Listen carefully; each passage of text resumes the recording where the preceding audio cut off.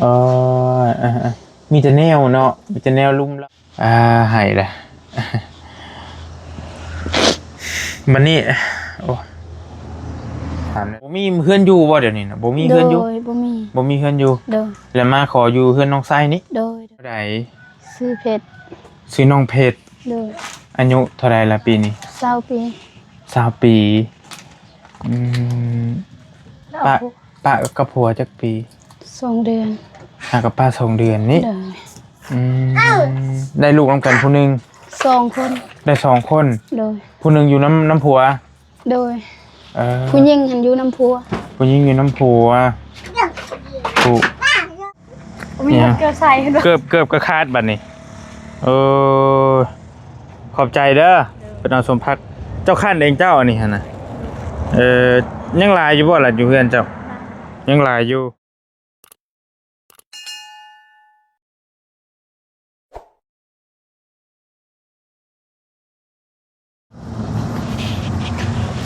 มาพี่น้องมากาดทักทายสบายดีและสวัสดีย่ามบรรยากาศช่วงแดดฮ้อนพอดีบอลี่ตามมาเบิงน้องคนหนึ่งที่เพิ่นมาอาศัยอยู่เฮือนน้องไซมาอาศัยอยู่เฮือนเก่าว่าซั่นสวัสดีเพิ่นเลิกกับผัวพอดีบอลี่ไปถ่ายคลิปอยู่ห้านน้องไซนี่แหละเห็นเพิ่นย่างไปพาลูกเพิ่นไปซื้อเครื่องแต่เพิ่นว่าน้องไซก็เลยเล่าให้ฟังว่าสาวเพิ่นนี่มาอาศัยอยู่เฮือนเก่าเฮานี้ว่าซั่นเพิ่นปะกับผัวเป็นพี่น้องกันกับน้องไซนี่เป็นสาวไม่ห่างนะอายุห่างกันลัง20 ปีนึงว่าซั่นแต่ว่าปะกันกับผัวแต่บอลี่ก็เลยสิมาติดตามเบิ่งน้องเพิ่นก่อนว่าเพิ่นเป็นอะไรที่ไปที่มาคือว่าจังได้ปะได้ห่างกันเนาะคือว่ากำลังเป็นเศษเป็นสาวอยู่ได้ลูกผู้นึงเลยพี่น้องเอ้ยอันนี้ก็เป็นเฮือนเก่านางไซนางตันยงต้นยงตันยงเฮาเดี๋ยวตันบ่ ตันยงแล้วว่ะทีแรกๆเลยที่บอลี่เอาน้องไซเนาะที่บอลี่มาหาเพิ่นกะพี่น้องน่าสิพอจำได้นี่เฮือนหลังนี่แหละแต่วันนี้สาวเรามาอาศัยอยู่นี่ว่าซั่นก็เลยบอลี่ก็เลยสิมาเบิ่งก่อนบ่ได้มาแต่ดนน่ะโอ้จนเปลี่ยนอันนี้ใหม่อันนี้ เบิ่งก็เด้อขอขึ้นเฮือนเนี่ยปึ๊บซับสิบ่มืดบ่เฮ้ยแต่อัดตรงกี่แล้วต่อยนี่ค่ะ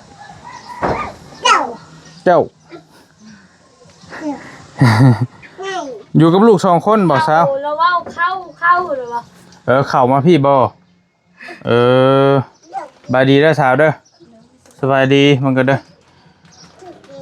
ข่อยว่าเปิดประตูก่อนก็ได้ฮะฮักบ่นางบ่ก็อย่าว่าอะไรข่อยเฮ็ดเฮือนแต่ก่อนก็ได้มันไม่หักหรอก ข่อยเฮ็ดเฮือนน้องป๊อบมื้อน่ะแต่โคบแล้วเห็นบ่คลิปอ้ายขอโทษเด้อพี่จะมาพี่ภาพมันสิงามกว่าโอเคไปย่างใกล้นักชัยผู้โดยขออนุญาตแล้วอันไหนเหมือนเพชรอันไหนเราได้กินสมพักแม่นบ่แม่นบ่วะพักพูดพักคุดน่ะโอเคพี่น้องภาพก็บ่อยากได้ปานใดจะมาพี่น้องชายฮ้อนแล้วเบิ่งกว่าใส่เสื้อน่ะใส่เสื้อหนังกำลังฮิตเด้อนี่เนาะเสื้อนี่เนาะฮิตเอาไม้ใส่หน้าสาวคนนี้ข่อยคุ้นหน้าเจ้าเฮงเจ้าเคยเห็นข่อยบ่เคยเห็นอยู่ไสเพื่อนน้องใสทันฉากใหญ่ใช่เพื่อนน้องใสเคยเห็นตอนใดตอนกี้นี้บ่กี้หั่นเด้เฮ็ดเพื่อนน้องใสหั่นเจ้าก็มาสัมภาษณ์ตลอดอยู่นี่ก็เจ้าเคยมาตอนนั้นเนี่ยตอนมาถ่ายคลิปเพิ่นก็มาเคยมาเจ้าเคยมาแม่นบ่เจ้าเอาผัวอยู่บ้านพุทธบ้านวังบุญ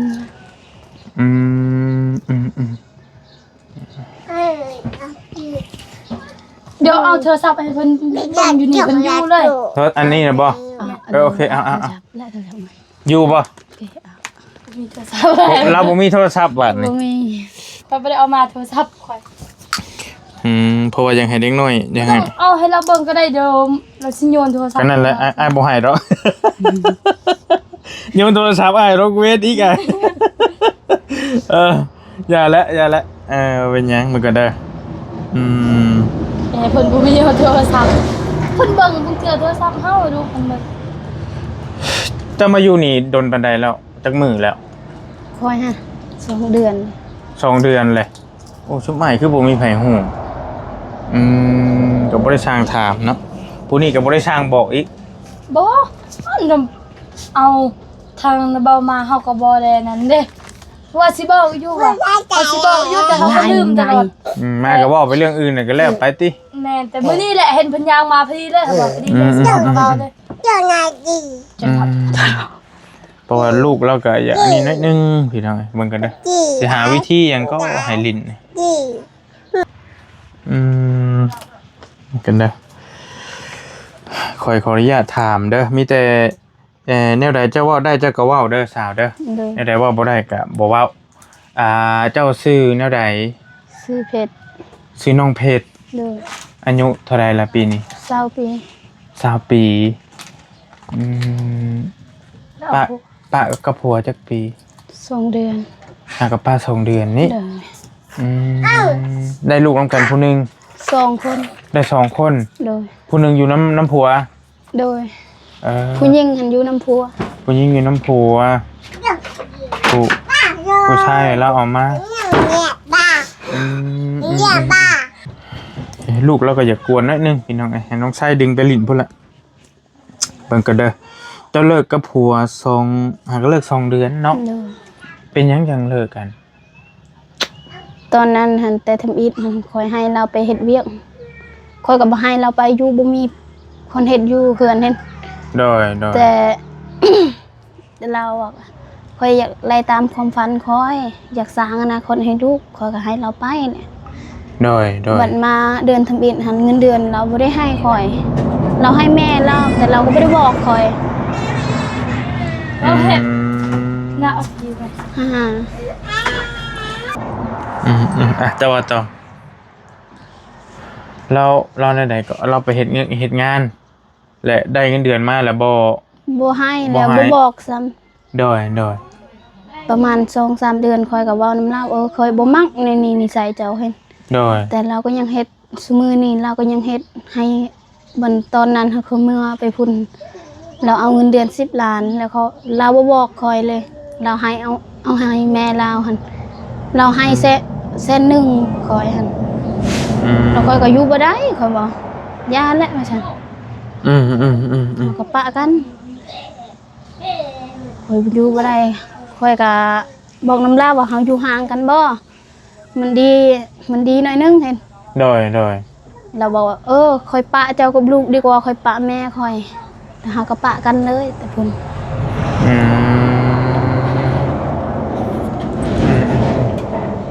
แล้วอยู่เลยอลิ โอเค หอยเยี่ยมจ้ะ พี่น้องความหมายว่าผัวหันบ่ค่อยสนใจลูกเมียนะตามบริเบิง โดย เลยอยากไปทั้งพ่อแม่หลายกว่า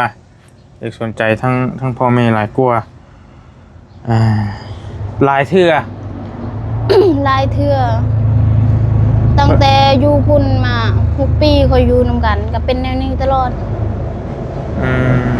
คอยบอกเราตลอดว่าคอยบ่มักนิสัยแบบนี้ แต่เราก็ยังเฮ็ดจนคอยอยู่บ่ได้เลยตอนนี้ เจ้าก็เลยอดบ่ล้นทนบ่ไหวบัดนี้ โอ้ย ป้ากัน โดย ประมาณนี้แหละคร่าวๆบ่อยากให้มันถลำลึกหลายเรื่องนะเพราะว่าเพิ่นป้ากันแล้วเด้จะได้กับป้ากันแล้วและบัดนี้แหละอยู่ร่วมกันจักปีอยู่ร่วมกัน 6 ปี แสดงว่า เจ้าผัวแต่14 ปีพูด 13 ปี 13 ปี โดย ป้าดโธ่อันนี้นะบ้านเจ้าเองอันนี้บ่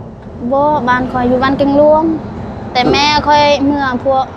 พ่อคอยเสียเด้ แบบทาง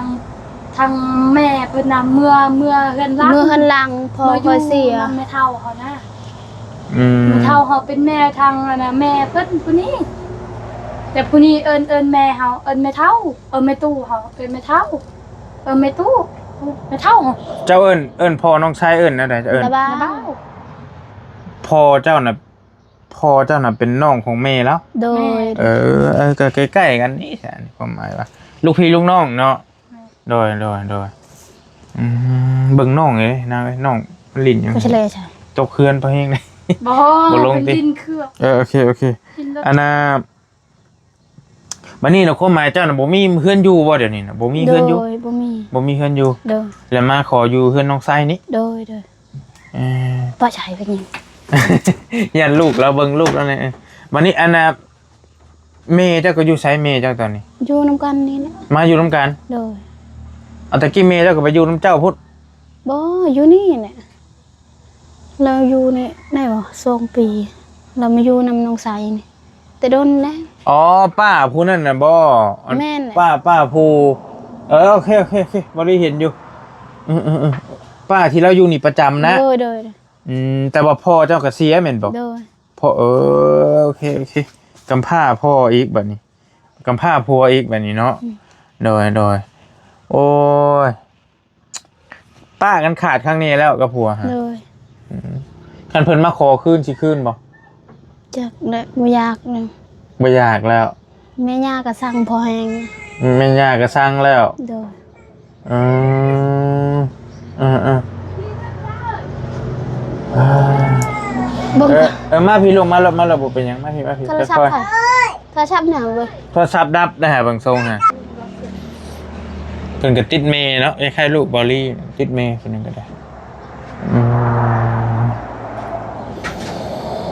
อยู่ร่วมกัน5-6 ปีแล้วได้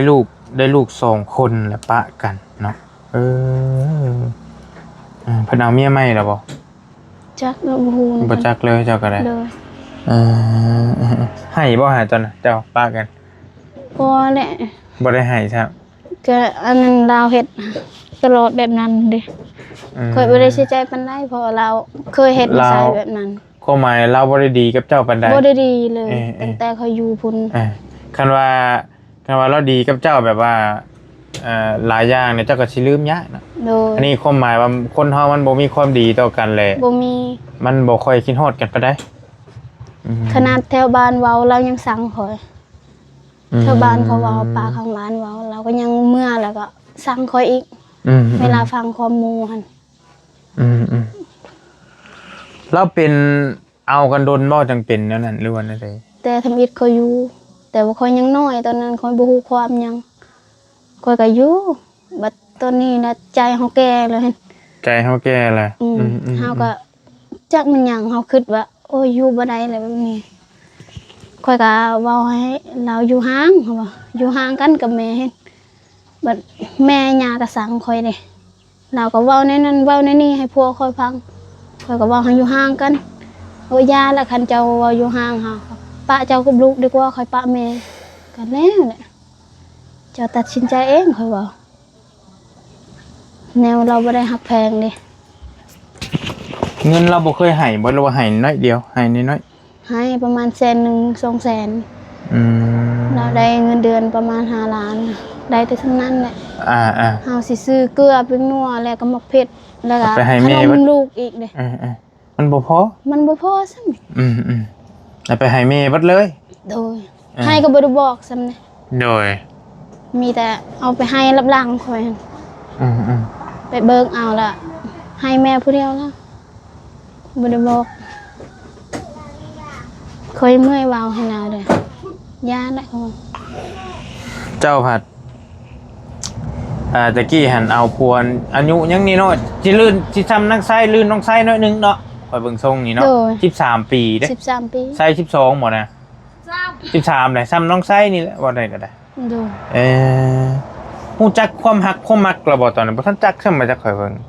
ก็ฮู้อยู่ ก็ฮู้อยู่แต่ ฮู้ ว่า แต่มักนั่นแหละฮู้แต่มักแต่ยังบ่ทันฮู้อันนั้นปานใด เฮายังบ่ทันใหญ่ปานใดเนาะ โดย เป็นหยังคือเอามีคนให้เอาบ่หรือว่าได้เจ้าจัง ก็บ่คือกันมักแล้วเอาเลย อยากสร้างครอบครัวแต่น้อยๆก็เลยตัดสินใจมาอยู่ร่วมกันเนาะ โดย วันนี้แล้วพอเอาไปแล้วมันบ่คือเฮาคิดบัดนี้ บ่คือ บ่คือเฮาคิดเลยโอเคแล้วก็อยู่ไปอยู่บ้านพูดแต่งงานครั้งนี้แล้วเจ้าก็ได้ โดย แต่งงานกันครั้งนี้ โดย ค่าสินสอดนี่ยังค่าดองเพิ่นก็ให้เบิดแล้ว โดย ให้เบิดแล้วโอเคแล้วก็เฮือนชานเพิ่นพออยู่บ่อยู่ปุ๊ซ้ำบ่นี่เฮือนน้องไส ได้นี่คือกัน โอเคแล้วเจ้าก็มันหลายที่แล้วอดบ่ล้นทนบ่ไหวแหละจำเป็นต้องได้ปะกัน โดย ต้องได้แยกกันแล้วลูกแล้วอยู่น้ำลาวผู้หนึง โดย มาน้ำเจ้าผู้หนึง โดย อันน่ะแล้วสิอยู่นี่ไปก่อนเจ้าก็ได้ โดย อยู่ไปเรื่อยๆก่อนอยู่กับน้องไส้ ได้ นี่แหละเนาะเพราะว่าพี่น้องได้ทางนี้ก็ได้ไส้ก็ยังว่ามีเฮือนใหม่อยู่แล้วพวกนั้นก็ได้เดี๋ยวเรามาอยู่นี่เป็น2 เดือนแล้วว่าซั่นแล้วมีเงินทองใช้อยู่บ่ตอนนี้ บ่มีนะ มันบ่ได้เฮ็ดหยังเนาะ โดย ลูกเพิ่นลูกติดซ้ำบาดนี้เจ้าสิหาเงินใช้บัดนี้ลูกเต้าเจ้ากินนมเจ้าเองบ่ยังกินนมอยู่บ่ บ่ปะเนี่ย ป้าแล้วสิไปเฮ็ดงานก็ไปบ่ได้เราให้ตลอดเลย อันนี้ก็ให้ใส่ยั่วไปได้ยังอยู่นี่พี่น้อง บ่ค่อยเอาโทรศัพท์ค่อยให้เราเบิก แฟชั่นได้แล้ว แล้ว เบิ่งใครนี่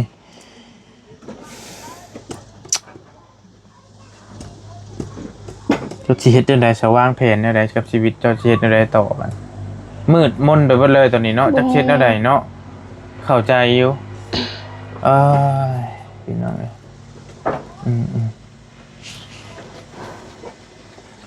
เพิ่นบ่ได้ติดผู้แสดผู้สาวใหม่บ่ได้เป็นได้เนาะ จักและบ่ฮู้นำเพิ่น บ่ว่าให้ลูกเงินก็คือว่าบ่ให้ลูกให้เมียให้นั่นได้อยู่นั่นได้เป็นมันบ่เป็นแม่นคู่เฮาเท่านั้นแหละก็สิเว้าไปอีกอย่างก็ได้พี่น้องเอ้ยพี่น้องจะมีจักคน พี่น้องค่อยอายค่อย2คนแต่เราเสียมื้อนั้นหั่นเด้เราผูกคอตายอยู่พุ่นอยู่บ้านเหลือผู้หนึงอยู่แกงหลวงหั่นยังผู้หนึง ผูกคอตายบ่ใช่ โดย อ้าวเป็นหยังจังว่าผูกคอตาย แบบ บ่ฮู้ เป็นนานาโรค หาก็ประมาณ 2-3 เดือนนี่แหละ อกหักไปจักดอกอันนั้นก็ได้บ่ แล้วป้ากับเมียแล้ว ฮ่า ปะแต่ดนแล้ว ผู้นั้นกับป้ากับเมีย ป้าจะโดนแล้วแต่ก่อนสิไปบวชนะเมียเพิ่นมาดิ้นนะเพิ่นนะเมียเพิ่นเว้าถ้าจะมากันเด้อเฮาเอากันอีกแล้วว่า คิดลายนะอันนี้บ่ ว่าสิเอากันใหม่บัดสุดท้ายเรากลับไปบวชหันเพิ่นเมียเราเอาผัวแล้ว เจ้าป้ากับผัวแล้วบ่เราผูกคอตาย บ่ ยังบ่ทันได้ป้าซับ โดย มีแต่แนวเนาะมีแต่แนวลุ่มเราผูกคอตายก่อนบ่ดนแหละเจ้าก็ได้ป้ากับผัวบ่ โดย ผู้อ้ายกับป้ากับเมียผู้นี้กับป้ากับผัวอีกบัดนี้พ่อก็เสียเนาะพ่อเจ้าหั่นเนาะให้แหละ มันนี่โอ้ถามได้ต่อบัดนี้อันน่ะบ้าน จากนายที่ถามแล้วว่าบ่รีกันแล้วบัดนี้เบิ่งกันเด้ออันผู้เราอยู่น้ำเพื่อนนี่ละบัดแม่น้องเพิ่นน่ะ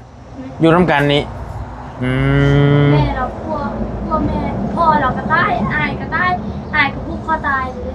แต่ก่อนเมียเพิ่นว่าเมียเพิ่นให้สัญญาว่าก่อนอันน่ะจะสิไปบวชเขาเอากันอีกเด้อคันเจ้ากับเจ้าสิกมาแต่บวชแล้วเมียเพิ่นว่าแบบนี้เพิ่นกลับมาแต่บวชฮู้ข่าวว่าเมียเพิ่นเอาเมียแล้วแล้วก็เพิ่นส่งเพิ่นสิเป็นลูกซึมเศร้าติเนาะก็เฮาก็ อยู่ป่าบ่ฮะมันผูกคออยู่ป่าบ่ผูกคอตาย โดย ไผไปเห็นนะ คนในบ้านนี่ เด็กน้อยเห็น โอ้ เด็กน้อยนี่นะทำคนอีกทำนี่บ่ เพิ่นไปกับนาบ่าวเพิ่นนี่แต่เพิ่นว่านาบ่าวอีหยังกันแต่นาบ่าวเพิ่นไปเฮ็ด โอ้ มีแต่เด็กน้อยนะ คนลุกยังไงผู้นึงบัดนี้เจ้าน่ะ โดย เพิ่นมีเมียแล้วบ่พุ่นน่ะ มีแล้ว มีแล้วเจ้าเป็นลูกหลาความหมายวะ โดย เป็นลูกหลาเลย อืมพ่อเจ้าเป็นหยังเสียหึ ตับแข็ง เป็นโรคตับโอ้ยเป็นโรคตับแข็งและเนาะเมแล้วนะอยู่เพื่อนน้องไส้นี่พี่น้องถ้าพี่น้องได้เบิ่งคลิปเก่าๆน่าจะจำได้ เราก็มานอนอยู่น้ำกันนี่แหละก็พอเฒ่าไม่เฒ่า ปลาโตลมดีหั่นนะ เรามาสิมายิ้มเรื่อยๆดอกเมื่อนั้นก็เรามาแต่หากินบ่บริก็ซื้อก็ต้องพนมให้อยู่หันน้องไส้แห แล้ ละ วมาครัวซะ4 ชั่วโมง หัวเท่า4 ชั่วโมงเลย คนลมดี เออ เพราะว่าซะ4 ชั่วโมง เราก็บ่ได้เอาผัวใหม่เนาะยังอยู่น้ำแต่ดนนั่นแหละเบิ่งจักปีแล้วพอเจ้าเสีย ได้นะ3 ปี 3 ปี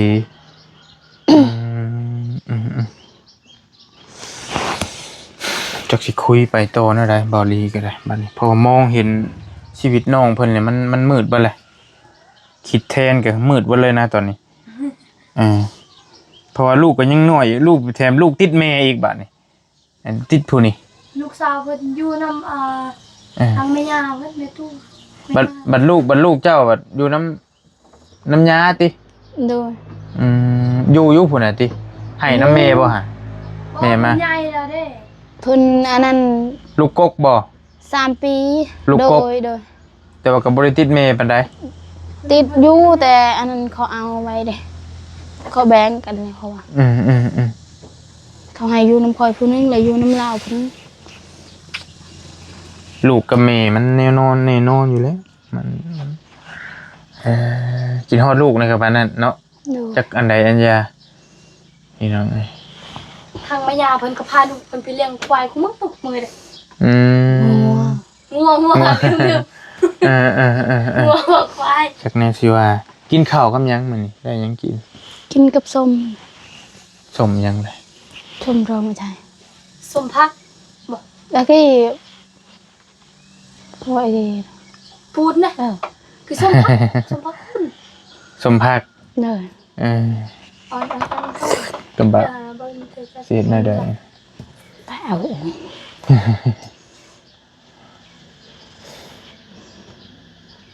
ยังอยากได้อยู่บ่ผัวบัดนี้ บ่อยาก ยังบ่ทันอยากอะไรเนาะ บ่อยากฮอดคิด ยังหลาบอยู่ ลา ยั ด ง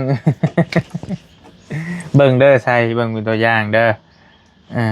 เขาบอกเอาเด้อ อย่าเพ้าว่าคันสิเอาก็เบิ่งผู้ดีๆบ่อยบอกแปลว่าเบิ่งกูเห็นเอาผัวหันบ้านเฮามีแต่เป็นแม่ห้างหมดเลย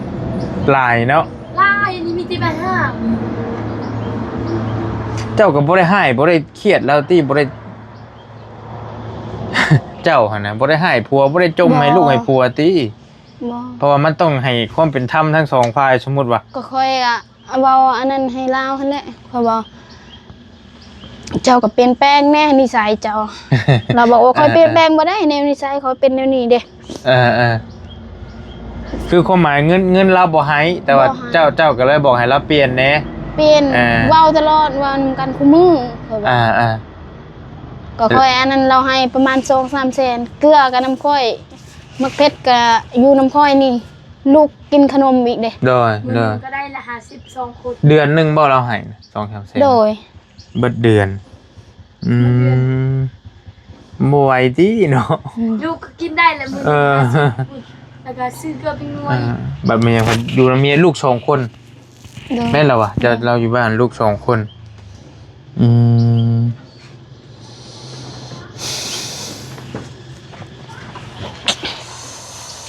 โอ้โหสิไปแนวใดสิไปต่อแนวใดดินดอนเจ้ามีอยู่บ่ดินทั้งแม่ดินเพิ่นมีอยู่บ่ใส่ดิน บ่มีอยู่อาศัยเฮือนน้องไส้แล้วก็ดินน้องไส้ อย่าว่ามีดินทั้งมูลแม่มูลหยังบ่มีติ บ่มี ก็อยู่นํกันนี่แหละก็ดินเฮาก็ซ้ำว่าดินเพิ่นนั่นแหละอยู่นํกันเพราะว่า สมมุติอนาคตนะสมมุติอนาคตเจ้ามีเงินพอมีเงินมีทอง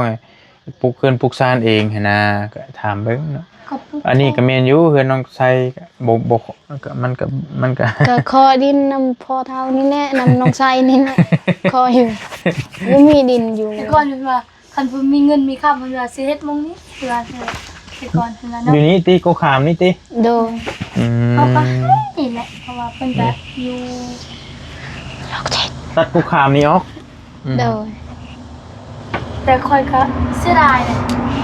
ฮะ เสียดายบ่คำหวานแท้ สิได้มะขามหวานบ่นี่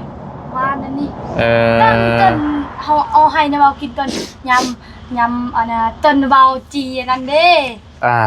จีในมันเด้แต่กินตอนนั้นเด้ แม่นละเลอันเบิ่งกันเด้อ อันน่ะข้าวน้ำได้บ่นี่จะเอาใช้กินน้ำมกไส้นี่บ่ บ่นึงเองนำกระตัก เขาจะเอามาจะใช้ความหมายหั่นนะ เอื้อยคอยให้ เอ้ยเจ้าให้ โดย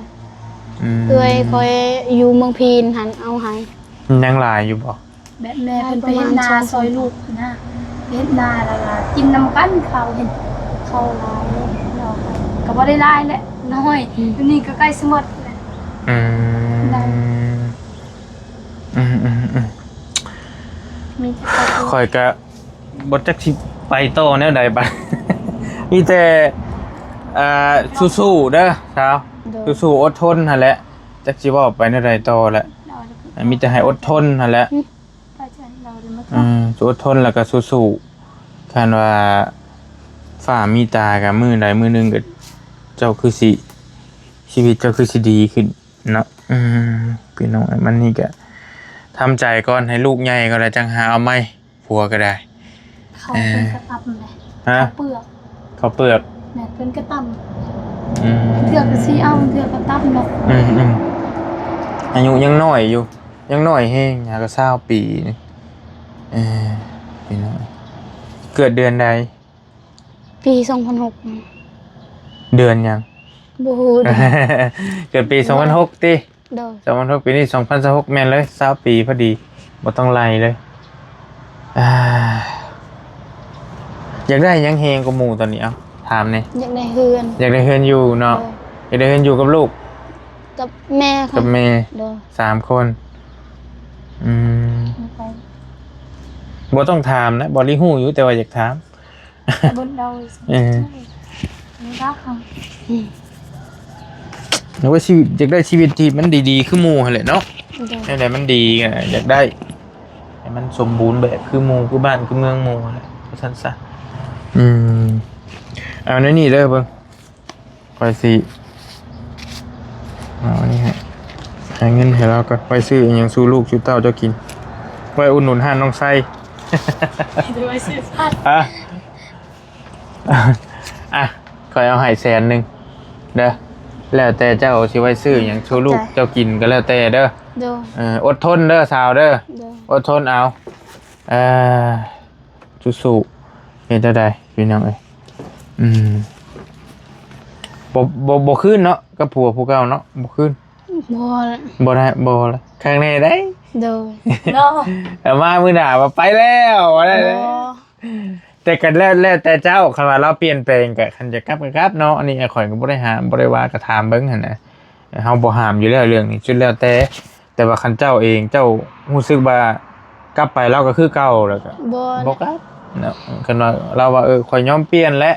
มาหาข่อยแน่ข่อยยอม คนเก่าก็คือเก่าหั่นแหละเราบ่เปลี่ยนดอกซองทำเทื่อแล้วค่อยเมื่อเนาะก็คือเก่าหั่นแหละ เคยผิดกัน โดย เคยผิดกันแล้วมาอยู่พี่บ่ โดย ผิดกัน ม ทางแม่ย่าเพิ่นก็บ่อยากเอานะคำว่าบ่อยากได้นะ เจ้าเคยผิดกัน2-3เทื่อแล้วก็เจ้ากลับมาอยู่เฮือนน้องไส้แล้วสักพักแล้วกลับไปพุ่นอีก โดย เพิ่นมาง้อเอาบ่หรือว่าเจ้าเมื่อยเอง เอามาทางอันนั้นทางเฒ่าแก่หั่น ทางเฒ่าแก่เพิ่นมาอ้อยให้เมื่อคืนแล้วว่าสิเปลี่ยนแปลงมื้อหน้าอีกเนาะมื้อหน้าคันเราเฮ็ดผิดเฮาจึงเมื่อเซ็นสัญญาคันได้สิไว้ยังนะ ซองเทื่อแล้วค่อยเมื่อไป เพิ่น พุ่น เอาเข้ามาพี่โลนึงหรือว่า2โลเพิ่นก็หายนะ เจ้าแบ่งเขามาให้แม่จังหนึ่ง2-3โลก็บ่ได้ โดยค่อยบอกแล้วเขาบอกลาแล้วว่าค่อยเอาให้แม่เด้อมื้อนี้เด้อเอาให้อันนั้นแม่เฒ่าค่อยไปพุ่นหั่นเราก็บอกเดี๋ยวนี้เราบ่ได้บอกค่อยแล้วเอาหลักอันไปเซยแล้วว่าแม่ย่าค่อยทางแม่ย่าค่อยหั่น พัดเพิ่นเมื่อดีๆนะเพิ่นว่าอันน่ะชาวเพชรนี่รักเข้าทางเพิ่นแต่ที่จริงบ่แม่นกับ ก็บอกแล้ว บอกแล้วเฮ็ดให้ก็มีแต่เพิ่นผู้เดียวเลย อืม เฮ็ดให้ก็มีแต่ค่อยผู้เดียวผัวค่อยเราไปเฮ็ดเวียกเด้เราไปอันนั้นรับจ้างเขาหั่น โดย ก็มีแต่ค่อยผู้เดียวนี่แหละเพื่อนเรามีแต่ลูกชายผู้เดียว โทรศัพท์มีหยังบ่ได้มีบ่เจ้า บ่ บ่มีใส่ เอาไปได้เนาะ เออมีเครื่องหนึงแต่อยู่น้ำผัวติ แม่เครื่องหนึงก็เครื่องพัวและบ่แม่นเครื่องเพิ่น เครื่องผัวก็บ่อันนั้นเด้อขอยไปเวียกก่อนเลยมีโอกาสขอยสิมายามใหม่เด้อยินดีมีแฮงสู้ๆเด้อสาวเด้อโดยเอาไม้มาเรามาให้อ้ายนี่ไปปะก่อนแล้วสิขึ้นไปเทิงพุ่นก่อนบีบได้บ่บีบออกเลยโอเคใช้ลูกเจ้าจักปีก็ลูกฮะ2 ปีปลายกำลังเรียนว่าวเนาะกำลังปาดเปียงรายเรียกกับลูกบอลลี่นะลูกบอลลี่กับกำลังซิมม3 ปีแหละรายเรียกกันโดย นอนอยู่เพื่อนใหญ่หุ่นจะนอนติ นอนอยู่นี่ หึ นอนอยู่นี่ นอนอยู่นี่บ่ใช่ แม่ทั้งแม่พี่นอนอยู่เพิ่น เจ้านอนอยู่เพื่อนครัวนี่ เด้อ เอ้าโอเคนอนอยู่หมองแม่น้องไส้นอนตะกี้นี่นะนี่พี่น้องนี่หมองเก่าแล้วนี่นอนอยู่นี่โอเคไปก่อนเด้อสบายดีอยู่ดีมีแฮง โดยขอบใจละลายบ่เป็นหยังเปล่าไปเบิ่งลูกได้หาจะไปได้โทรศัพท์เลยเรียบร้อยเลยเนาะ ไป เด็กหน่อยมันเป็นในนี่เดี๋ยวนี้ฮะ แปะ พังงับอยู่ให้ได้หาจังหน่อยใส่เอา ให้จะเบิ่งกันเด้อจะเงินเขาจะเอาเด้อ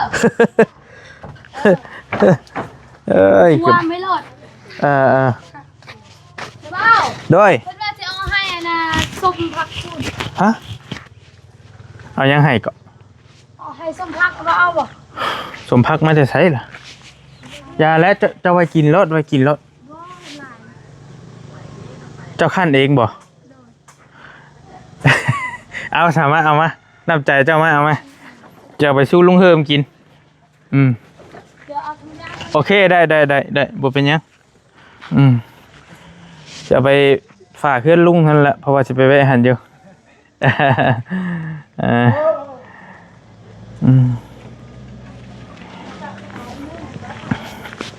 นี่ก็เป็น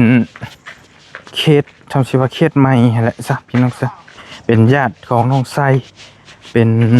เป็นเอื้อยน้องไส้ก็ว่าได้เพราะว่าเป็นลูกลูกน้องกันดิเรามาอยู่เฮือนครัวน้องไส้นี่เป็นผู้สาวที่ปะกับผัวเป็นสาวเพชรชื่อสาวเพชรซะอายุก็ยังน้อยๆอยู่ได้ลูก2แต่ว่าเราเอาลูกเรามาอยู่น้ำผู้นึงพี่น้อยหน้าตากับผู้งามผู้จบผู้งามอยู่ได้แต่ว่าก็ไปกันต่อก็ผัวบ่ได้ว่าซั่นดอกก็บ่ฮู้สิว่าแนวใดลีก็ได้ว้า เป็นเอาสมพักมาให้ เพิ่นนี่กลับมามีเกลือใส่เห็นบ่ เกือบก็คาดบัดนี้ขอบใจเด้อเป็นเอาสมพักเจ้าคันเองเจ้าอันนี้หั่นน่ะยังหลายอยู่บ่ล่ะอยู่เฮือนเจ้ายังหลายอยู่อันนี้บ่พาลูกกินกับข้าวมานี่ฮะ ขอบใจหลายๆใช่ฝากถือนี่ไปไว้รถอายก็ได้ขอบใจหลายๆเด้อไปป้าก่อนอยู่ดีมีแฮง สู้พี่น้องป้าไส้เฮาไปเบิ่งห้านน้องไว้ขายเครื่องเป็นอยู่บ่ฮะเรียบร้อยแล้วป่ะจ๊ะโอเคอยู่ดีมีแฮงพี่น้องฝากทางน้องแผนกสาวเพชรมีห้างลูก2สมมุติมีห้างลูก1ซะเราอยู่ผู้เดียวแล้วเราเอาลูกมาอยู่น้ำคนหนึ่งหัวสั่นเนาะฝากน้องเพิ่นเน่อยู่ดีมีเฮงบ๊ายบายพี่น้อง